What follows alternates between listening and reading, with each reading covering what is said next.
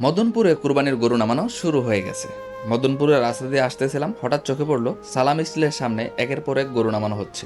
ছোট থেকে মাঝারি সাইজের অনেক গরু, দেখতে বেশ ভালোই লাগতেছে। কুরবানির ঈদ যত কাছে আসতেছে ততই জমে উঠতেছে গরুর বাজারের পরিবেশ। অনেকেই আগে গরু দেখে রাখে, আবার কেউ শেষ মুহূর্তে কিনতে পছন্দ করে। এখানে যেগুলো নামানো হচ্ছে মনে হচ্ছে বিক্রির জন্য আনা হয়েছে।